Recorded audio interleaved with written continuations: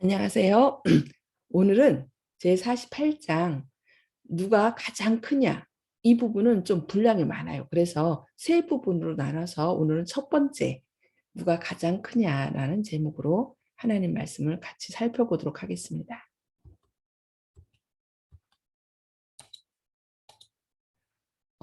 갈릴리 지방을 여행하실 때 그리스도께서는 다시금 당신 앞에 놓인 사건들에 대하여 제자들의 마음을 준비시키려고 힘쓰셨다. 그는 제자들에게 자기가 예루살렘에 올라가서 죽임을 당하고 다시 살아날 것이라고 말씀하셨다. 제자들은 아직도 그 말씀을 이해하지 못하였다. 큰 슬픔의 그림자가 그들 위에 드리웠지만 그들의 마음에는 경쟁하는 정신이 자리를 차지하고 있었다.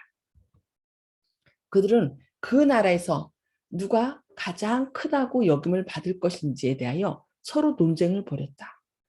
그들은 이 분쟁을 예수께 숨겨야겠다고 생각하였으므로 다른 때와 같이 그의 곁에 바짝 접근하지 아니하고 뒤처져 갔으므로 저들이 가버나움에 들어갔을 때에는 예수께서 그들보다 앞서셨다. 예수께서는 그들의 생각을 다 읽으시고 그들에게 권면하고 훈계하기를 원하셨다. 그들이 동네에 도착하자 얼마 안 돼요. 성전세를 받는 자가 베드로에게 와서 너희 선생이 반세기를 내지 아니하느냐고 물었다. 이 세금은 국가의 세금이 아니라 종교적인 기부금으로 모든 유대인들은 성전을 유지하기 위하여 매년 바치도록 되어 있었다. 그 세를 바치지 않겠다고 하면 성전에 대하여 불충실한 자라고 간주될 것이 없는 바 랍비들은 이것을 매우 무거운 죄로 평가하고 있었다. 랍비들이 만든 법에 대한 구주의 태도와 인습의 옹호자들에 대한 솔직한 책망은 그가 성전의 봉사를 전복시키려고 한다는 비난을 할 구실을 주었다. 이제 예수의 원수들은 그에 대해 의혹을 품게 할 기회를 포착했다. 세금 징수자가 쾌히 그 일에 협력하였다. 베드로는 죄송합니다. 베드로는 세금 받는 자의 질문 가운데서 성전에 대한 그리스도의 충성에 관계되는 은근한 암시를 알아차렸다. 그는 선생의 명예를 수호하기 위한 열성으로 주님과 상의도 하지 않고 예수께서 세를 바칠 것이라고 성급하게 대답해 버렸다. 그러나 베드로는 질문한 자의 목적을 일부밖에는 이해하지 못하였다. 당시에 세금 내는 것을 면제받는 부류에 속한 사람들이 약간 있었다. 성소 봉사를 위하여 구별되었던 제사장들과 레위인들은 성전을 위하여 특별히 헌신하는 자로서 취급을 받았으며 그들에게는 성전의 유지를 위한 연세가 요구되지 않았다. 선지자들도 역시 면제를 받았다. 랍비들은 예수에게 세를 요구함으로써 선지자나 선생으로서의 그의 당연한 권리를 무시하고 일개 평범한 사람을 대하듯이 그를 취급하고 있었다. 예수께서 세금을 거절하면 성전에 대하여 불충한 것으로 해석될 것이요. 반면에 세를 바치면 예수가 선지자가 아니라고 하는 그들의 주장을 정당화하는 것으로 여김을 받을 것이었다. 조금 전만 하더라도 베드로는 예수를 하나님의 아들로 시인하였으나 이제 그는 그의 선생의 신분을 설명할 기회를 놓쳐버렸다.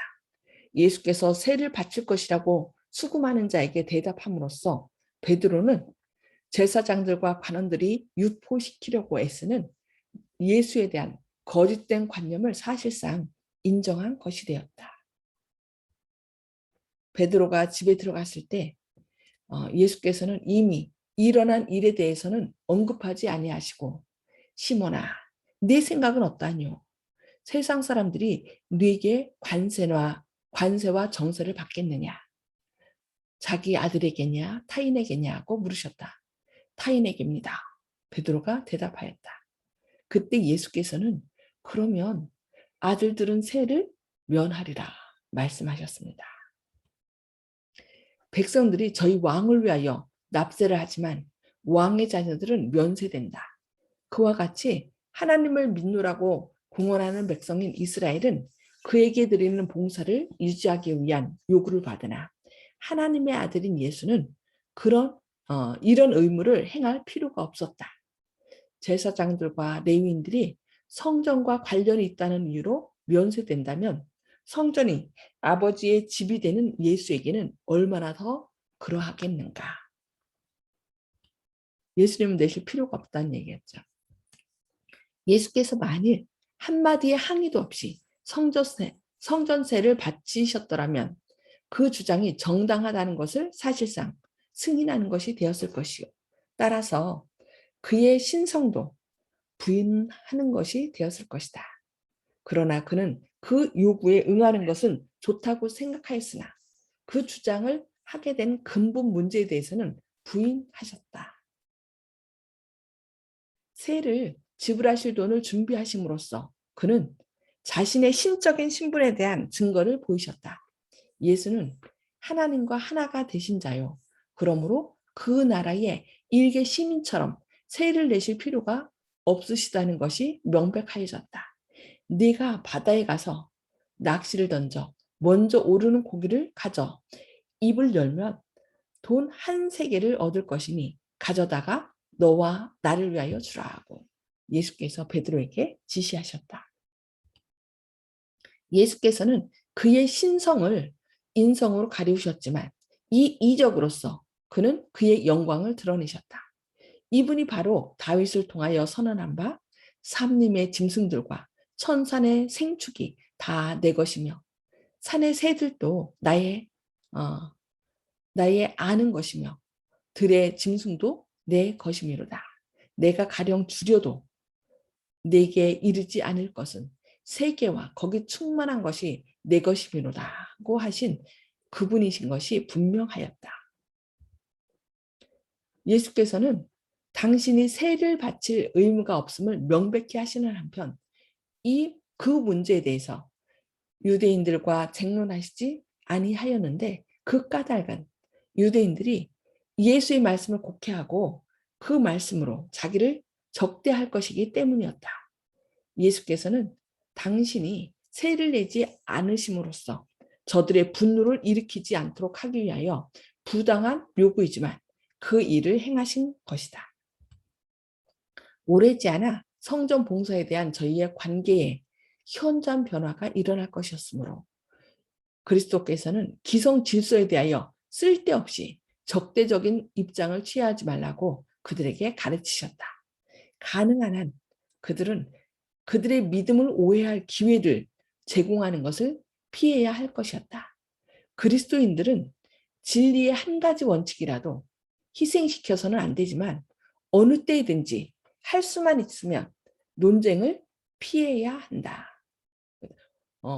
진리의 원칙은 하나라도 희생해서는 안 돼요. 그러나 뭐는요? 할 수만 있으면 논쟁은 피하라고 이렇게 말씀하고 있습니다.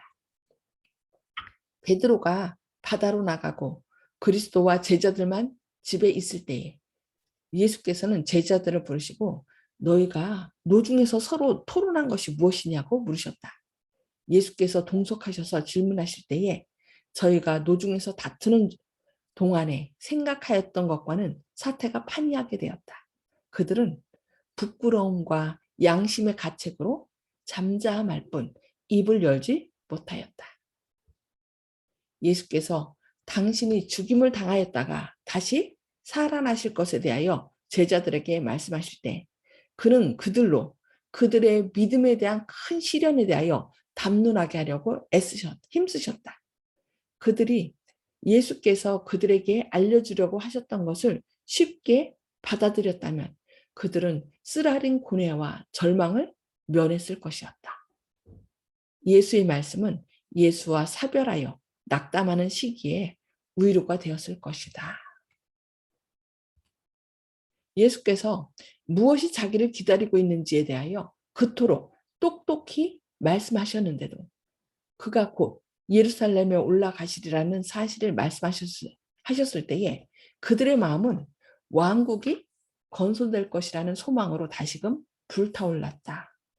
참 3년 반 동안 이렇게 예수님께서 하나님의 말씀을 증거하고 하나님 나라가 무엇인지 말씀하셨는데 그들은 계속 처음부터 편견과 또 선입견을 가졌던 것이죠. 예수님은 왕이 될 것이라. 이것이 그들로 누가 가장 높은 자리를 차지할 것이냐 하는 물음을 일으키게 하였던 것이다. 제자들은 그에게 구주께서 하신 질문에 대하여 말하였다. 마침내 한 제자가 감히 예수께 천국에서는 누가 크니까? 라고 여쭈었다.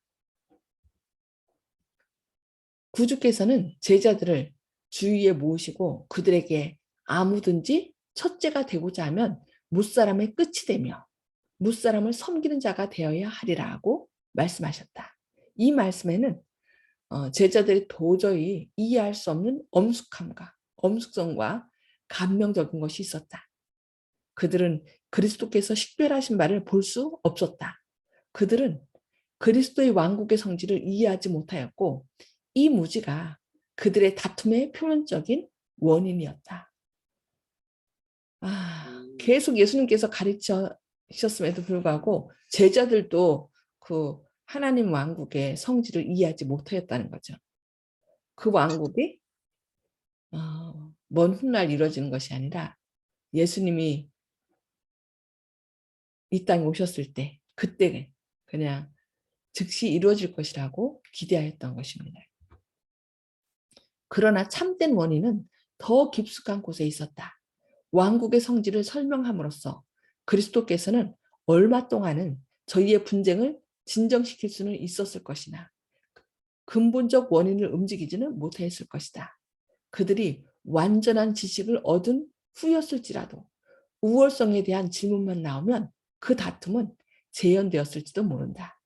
이와 같이 하여 그리스도께서 떠나신 후에 교회에는 재난이 닥쳐왔을 것이었다라고 말씀하고 있습니다. 오늘은 여기까지 말씀을 나누도록 하겠습니다. 복습과 나눔의 시간 갖도록 하겠습니다. 첫째, 예수님께서는 당신은 성전세를 낼 의무가 없음을 말씀하셨지만 기이한 방법으로 세를 준비하셨어요. 그런데 그 교훈은 무엇이었나요? 예수님께서는 하나님의 아들이었고 선지자였기 때문에 당시 세를 내지 않는 사람은 누구였죠? 제사장과 레위인들과 레위, 선지자, 선지자, 왕의 왕의 자녀들. 자녀. 근데 예수님께서는 당시 선지자라고 많은 사람들이 따랐고 또 실제 하나님의 자녀 아들이었기 때문에 낼 필요가 없었죠. 근데 예수님께서는 내셨어요. 왜 그러셨나요?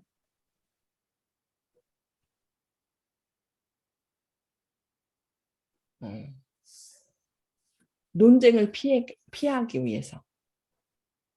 그러니까 그 일로 인하여 예수님을 사사건건 방해하고 그럴 사람들. 그래서 우리들한테도 그걸 가르쳐주는 것 같아요. 사람들하고 논쟁은 피하라. 그러니까 진리의 원칙은 어떻게 해요? 한 가지라도 희생해서는 안 되지만 어떤 일로 인하여 서로 논쟁을 함으로써 괜히 분란을 일으키지 말라라고 우리에게 교훈하시는 것 같습니다.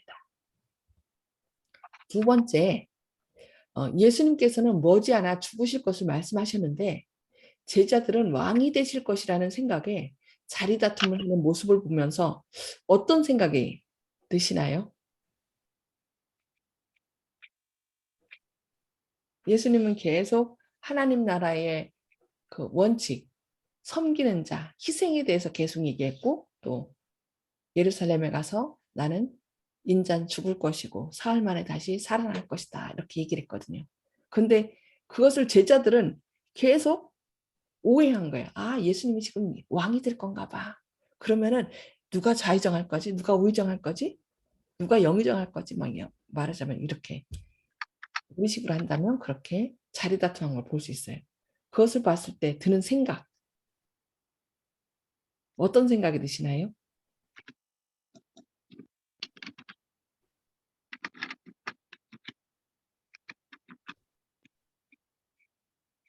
조영식 형제님? 예.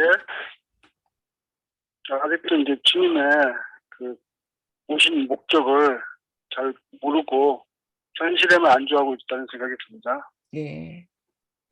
허장로님?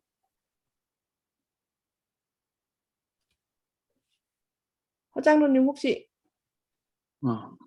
마이크 꺼졌나요? 마이크를 켜주시기. 예, 마이크 이제 켰습니다. 예. 예, 그걸 켜시면 되며. 허장로님 마이크가 음소거 됐거든요. 다시 켜주세요. 켜줬어요. 예, 예.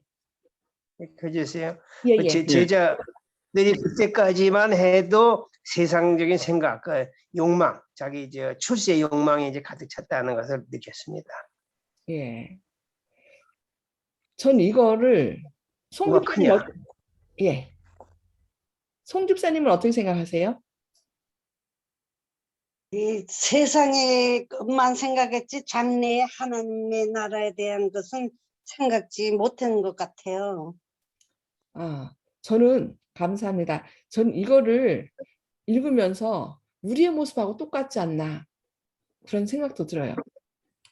그러니까 한번 사람이 어떤 생각을 품고 있으면 선입견이 중요하다는 거예요. 선입견과 편견. 한번 딱 처음에 가진 생각을 쉽게 바꾸지 않아요. 이 제자들도 그 당시 예수님을 다 정치적인 왕으로 기다렸잖아요. 메시아로, 정치적인 메시아로. 그래서 예수님이 이렇게 침례 요한이 세상 죄를 지고 가는 하나님의 어린 양으로다. 그래서 예수님을 메시아로 소개했을 때 이 제자들은 그 예수님을 정치적인 메시아로 고대하고 따랐던 것 같아요. 그래서 특별히 유다가 그랬죠. 예수님이 왕이 되면 한 자리 차지하려고. 그래서 다른 제자들은 다 부르셨는데 유다만큼은 자기 스스로 왔어요. 그런데 예수님은 계속 뭘 가르쳐요? 희생에 대해서, 헌신에 대해서 낮아져야 되고 또 죽어야 되고 이걸 얘기하는데, 그리고 실제로 이때는 이제 내가 예루살렘에 가서 죽을 것이다. 그러나 사흘 만에 다시 살아날 것이다라고 분명히 말씀했거든요. 그런데도 제자들은 자신들이 가졌던 그 생각을 변치 않고 계속 예수님이 왕이 될 것으로 생각했다는 거예요. 그래서 저는 이걸 보면서 오늘날 지금 다른 많은 교회에서 서로 성경 말씀하고 다른 것이 안식일 문제하고 또 뭐예요? 영혼 불면, 사람이 죽으면 죽자마자 천국에 간다는 생각. 그래서 아무리 얘기해도 그걸 못 깨달아요. 그리고 요즘 7년 대환란 뭐 이런 얘기 하잖아요. 그래서 예수님 오시기 직전에 환란 전에 믿는 사람들은 다 어떻게 해요? 휴거.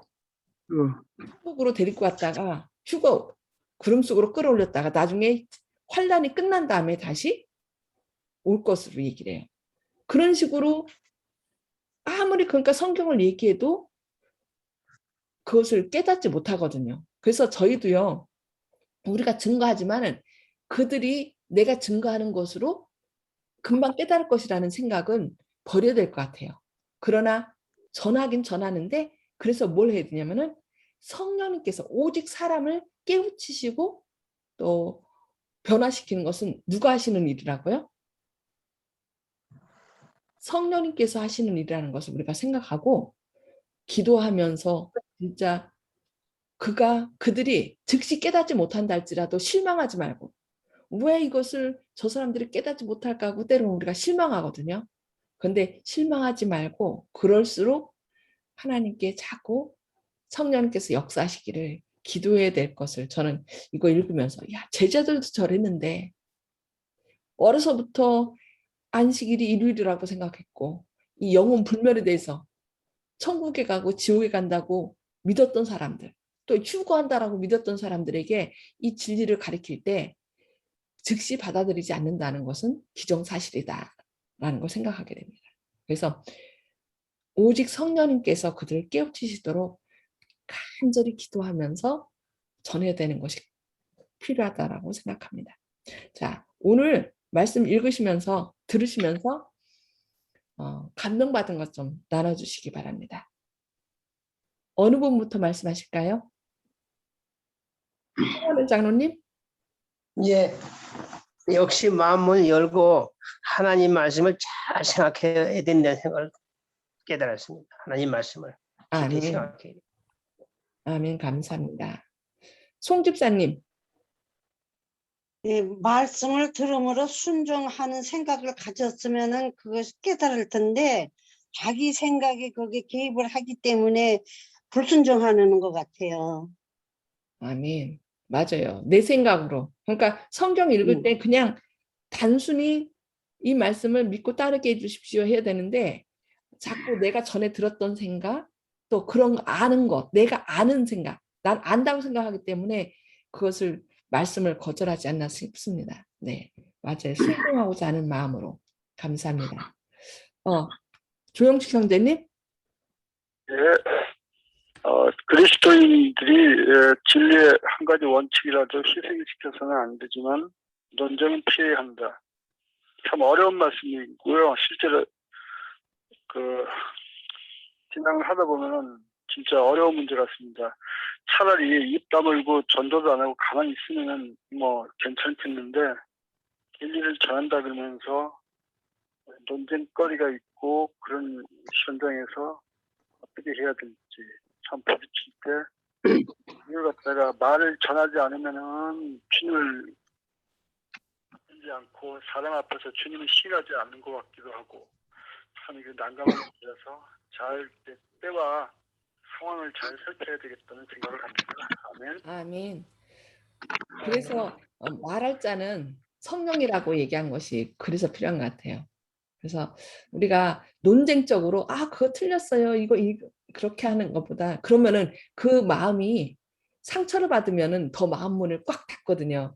그래서 그들이 신앙 열심히 하는 거를 우리가 인정해주고 그런데 저 성경에 여기 이런 성경절이 나왔는데 이거는 무엇을 얘기하나요? 하면서 넌지시 이렇게 그들이 성경 열심히 신앙하는 것을 인정해주면서 제가 성경 읽다 보니까 여기에 이런 말씀이 나왔는데 이거 어떻게 생각해요? 좀 저한테 가르쳐 주세요 하면서 그들에게 어떤 깨우쳐 드리면 그들이 오히려 그것을 통해서 한 번 더 성경을 깊이 생각해 보지 않을까 생각됩니다.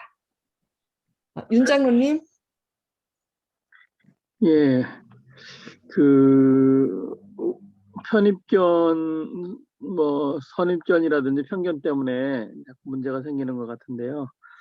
우리도 지금 잘못 알고 있는 게 있을 수도 있거든요. 예. 목사님이 이제 설교하실 때를 통해서 하늘나라의 왕국에 대해서 우리가 잘 알지 못함으로 인해서 서로 다툼이나 오해가 생기지 않도록 잘 또 말씀을 전해 주셨으면 좋겠습니다. 알겠습니다. 그리고 스스로 먹어야 돼요. 저도 말씀 전해지만 그때 본인이 아는 거하고 좀 다르면은 이게 무슨 뜻인가요? 하고서 물어도 되고 아니면 기도하면서 하나님 이게 무슨 뜻인지 알려주세요 하고서 스스로 먹는 길 기도하면서 이 마지막 때에 할 일은 바로 스스로 먹는 것인 것 같습니다. 그래서 베레아 사람들은 데살로니가에 있는 사람보다 더 신사적이어서 이것이 그러한가요? 날마다 성경을 상고하거니와 라고 얘기했는데 말씀을 스스로 상고하는 사람이 그러니까 저도 이제 요즘 안교하고 이거 하잖아요. 이거 한 번에 갖고 되지 않거든요. 자꾸 또 읽어보고 그렇게 할 때 그래도 잘 어떤 때는 이해가 안 될 때가 있어요. 여기서 과연 하나님께서 말씀하시는 것이 무엇일까? 그래서 계속 기도하면서 하나님 전 잘 모르니까 깨우쳐주세요. 그런 마음으로 하면은 되는데 안다는 생각으로 하면은요. 삼천포로 빠지더라고요. 그래서 내가 안다는 생각을 버리고 겸손한 마음으로 배우고자 하는 마음으로 이렇게 할 때 하나님께서 성령님을 통하여 깨우쳐 주시는 것 같습니다. 그래서 오늘도 저희가 매 순간 그렇게 해야 될 것 같습니다. 자, 개인 기도하시기 전에 제가 기도하도록 하겠습니다. 하늘에 계셔서 저희를 사랑하신 아버지, 오늘도 새 생명을 허락해 주시고 또 주님의 말씀으로 저희를 권면해 주시니 감사합니다. 주님께서 그토록 주님의 나라에 대하여 또 정신에 대하여 말씀하셨지만 제자들도 그것을 깨닫지 못하고 오히려 자기들끼리 누가 높은 자리에 올라갈 것인지 다투는 모습을 보았을 때 주님 얼마나 마음이 아프셨습니까? 저희도 그들과 똑같이 주님의 말씀을 오해하고 내가 원하는 바대로 주님의 말씀을 적용하지는 않았는지 저희 자신을 살피게 하여 주시옵소서. 그리하여 오늘도 저희의 개인적인 생각이 아니라 또 사람이 주는 어떤 말씀이 아니라 주님께서 주시고자 하는 말씀을 밝히 깨달아 알므로 그 말씀을 즐겨 순종하고 또 그 사실을 알지 못하는 사람들에게 온유한 마음으로 그들을 사랑하는 마음으로 그들에게 기쁘게 증거할 수 있는 저희들의 삶이 되게 하여 주옵소서. 오늘도 선한 길로 인도하실 것을 인하여 감사드리오며 예수님의 이름으로 간절히 기도합니다. 아멘. 아멘. 오늘도 말씀으로 승리하시고 어린 양이 어디로 인도하든지 따라가는 자들 되시기 바랍니다.